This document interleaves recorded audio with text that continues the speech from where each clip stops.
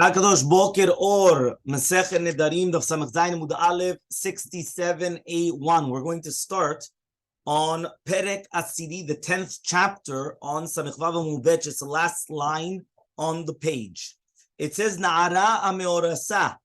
When you have a girl that she is engaged, she's a Na'ara Ameorasa. Avia Uba'ala Mefarin Nedarim. So here she has two people which are qualified to do a Farat Nedarim. Remember, usually only a husband can do a Hafarat Nedarim, or a girl that's not married, only the father does Hafarat Nedarim. Again, we're talking about Hafarat Nedarim, not Hatarat Nedarim. Hatarat Nedarim, you go to a rabbi. The three rabbis are one individual that he's a baki, and therefore they do Hatarat, Lehatiret Neder. They permit the Neder. The father or the husband, they do Hafarat Nedarim. Hafarat Nedarim is Haferat Satam. Hafer is to completely annul it from the beginning, that it never existed. Okay, it goes even retroactively. It's completely, the Hatarat Nedarim is from now onwards. Hafarat Nedarim means it didn't exist at all. It completely abolishes, right? Ki'ilu lo haya, right? Completely. Okay? That's the difference between, obviously, they have a much stronger power, the father and the husband. Now here, she's an Na'ara Meorasa. So mitzad echad, she's a Na'ara, but mitzad sheni, she's Meorasa. She's Meoreset. She's engaged. So here, both can do it. Also, the father and the husband, they can do Afarat Mefarin et Nedareah. Hefer ha'av velo hefer ha'bal. Hefer ha'bal velo hefer ha'av. However, though, in this case, if the father did Afarat Nedarim, but not the husband, or the husband did it without the father, it's not mufar yet. The Gemara is going to ask, so then what does that mean? If it's always, obviously both of them do it, obviously. But it says, Ve'en tzrich lomar shekiyem echamen. And obviously, if one of them was mekayem the neder, there's nothing to talk about. So here we actually thought that it was going to be like a leniency. But no, it's not that much of a leniency. It actually comes out like a little bit more of a stringency in a sense. Okay? So let's see the Gemara. The Gemara comes and the Gemara says as follows. Hainu Reisha, says the Gemara, when we already come and we say in the Reisha, Via Uba'ala Mefarin Nedareha, right? So therefore, why do we have to come and say again, right, that if one of them only did it, so then it's not going to be mufar? You just told me in the beginning that the father and the husband did it. And now you're telling me, by the way, if one of them do it, it's not good. You just told me that both of them did it. So he comes and he says, no, Mao the Tema, I would have thought to say that when it said in the beginning of the Mishnah, O avia o balaktan, which means it's or. Meaning at the beginning of the Mishnah, you could read it, Na'ara meorasa avia, even though it says ubala, it means obala, meaning or, not and. Right, exactly, one or the other. So now we're coming to teach, no, it means both. Right, the ubala means and, not or. Right, sometimes there's a big difference, obviously, between and or. Okay? The Ben is putting something beautiful, and he says that why is it always saying the Gemara Masechet Sotah that 40 yom kodem yitzirat havlad, 40 days before yitzirat havlad, it says bat ploni leploni, the daughter of Ploni, the daughter of Mr. So-and-so, right, of Mr. Jondo, right, to so-and-so. Why doesn't it say Mrs. So-and-so or Miss so-and-so, right? Which one? Right, to the other person. Why does it say bat ploni leploni? Say plonit leploni. So says the Ben Ish Chai something incredible. A woman either belongs to her father or to her husband. There's no such thing as a non-entity. She's always the daughter of so-and-so or the wife of so-and-so, right? And that's why he explains something incredible also, the Ben Ish Chai. He comes and he explains that's the reason why that when a woman gets married to another man after she got divorced, she can never go back to her original husband. And the reason why is because once she got married and she took on the Shem Mishpacha, she took on the name of a second husband, she can never go back to her first husband because she already became sheyechet to the second one. She cannot, it's like a breach in that, and therefore she can't. As long as she didn't get married, she could still go back to the first husband. Okay, but if she got married to a second husband, never going back. Point of no return. Because again, a woman is always sheyechet either to her father or to her husband, or to her father or to her husband, and that's why here the same thing. Basically, here it's the husband, the father gets it until marriage. After marriage, it's going to be the husband until after 120. If she didn't divorce, she was aguna and then nitiula. It's exactly same. What's the difference? No divorcing. right? We said in our Mishnah that for sure we don't have to mention a case where one of either the husband or the father, they were mekayem the neder. For sure, there's nothing what to talk about, but they were mekayem the neder. Says the Gemara, now why do we need to teach this? So says the Gemara, hashta yesh lomar. Now we're going to come and we're going to say hefer zevlo klum, right? If you just told me right now that only one of them did the afarat nedarim, it's still nothing. Right? One more time. One of them did the afarat nedarim. It's still nothing because you don't have the second component, which means only was 50% done. So then, kal v'chomer, if one of them was mekayem, you don't even have to mention it. Right? It's obvious. So says the Gemara, ki itzichle. When do we need to mention it? One of them did afara, the kiyem echad. One of them did kiyum, meaning one of them did hafarat nedarim, and one of them was mekayem. The chazaram kayem, but then the one that was mekayem, he went.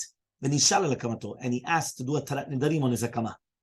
Hakama means that he was mekayem it. He established it. He said, yes, it's good. He validated it. Okay? So mal tema, I would have thought to say, whatever he was mekayem, he already approved it. Kamashmalan comes to teach you to mefarin shneim bevatachat. That the only time when the hafara actually helps is only if they do it simultaneously. They have to do it together. Simultaneously. Same time. If they don't do it at the same time, hafarat nedarim does not work.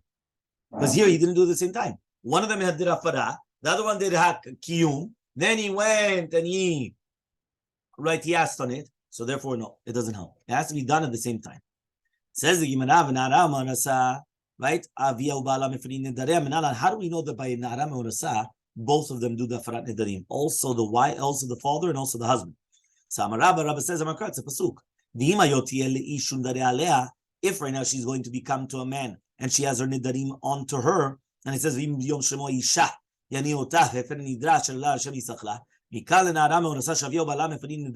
here we learned that the father and the husband, they are meferin nedareah. So says the Gemara, maybe that's only by nisua. Here she's not nisua, she's morasa. There's a difference between nisuin and erusin. Erusin is the first step, which is kiddushin, right? Nisuin is different. So here we're talking about a nisua, not a morasa. So says the Gemara, imishum nesua, it's already written by a nesua. It says in the pasuk, v'imbet isha nadara, which means that she was already making the neder when she was already married. So since that pasuk is already talking about a nesua, for sure this pasuk was talking about an arusa.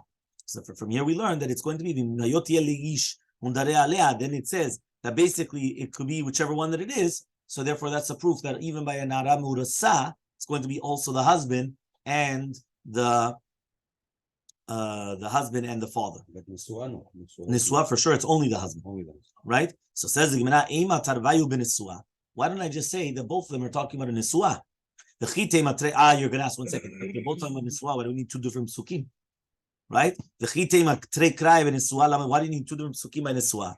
Lemeimar to teach you she'ena bal mefer b'kodmin, that he cannot do it retroactively.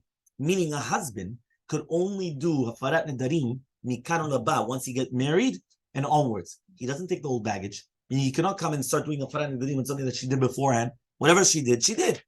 Right? So 67b. Yeah, it's a very long daf, so please keep your seatbelts on. Yeah? Velav mimela shemamina. And therefore, you're going to tell me now that you cannot learn this halacha mimela? That when you're telling me now, v'imbet isha nadara, this pasuk is teaching that even the husband is going to do a afarat nedarim to his wife when she's married. But that's only if it's going to be beveto, not kodem lechen, not beforehand. So answers the Gemara, if you want, you could answer, V'mayot leish havaya. Whenever we use the terminology havaya, what does that mean? Havaya. What is havaya? Right? V'haya, it will be always, that terminology is always used as kiddushin. It says kitiyeh leish. Tiyeh havaya, right, means that when you're going to be married, it's always kiddushin, not nisuin. It's the beginning part of the marriage. It's not the end part of the marriage. Okay, that's what they always mention. Right? When he says, that she even got married to somebody else. Is kiddushin. Okay? So says the Gemara, so why don't we just say that the father himself could do a afarat nedarim, even when his daughter is meureset? How do we know that also the husband has to do it? Meaning until now, it was the father. She gets engaged. I should say it's still the father. Right? If you want now also the husband. But why do you say it has to be both? Maybe, the husband, why did you take away the father now? So he says, in Kenef Sova, Right? Why do I need two different psukim for that? If you're going to tell me now, even in a place where you have an arus, still the father could do it in himself. So shalom imkom arus, which means kashi b'nuya, you still need to tell me that? Because when you said meaning only the father is doing it. So 1 second, what does that mean? That means that if obviously the father could do it, so for the fact that you have to bring down that the father was doing it when she was already engaged, is much both of them have to do it. So it's like the neshama. Yeah, it's like she's in the middle end, yeah. Ema avli bay arus, ve'arus lechudei mefer. He says, 1 second. Why don't we just say that the father, he needs the arus to do it as well, but the arus, he could do it by himself. Because I understand that the father until now had 100% jurisdiction over his daughter. So when he's 100%, so now he does it. All of a sudden, another man came into the world. So now that this man came into the world and he did kiddushin to his daughter, so now I would say, listen, the father now is only half until the actual real marriage, which is the nisuin. So here you would say you need, the father also needs the arus. But why don't I just say that the arus, he doesn't need the father? She's still in this period between 12 and 20.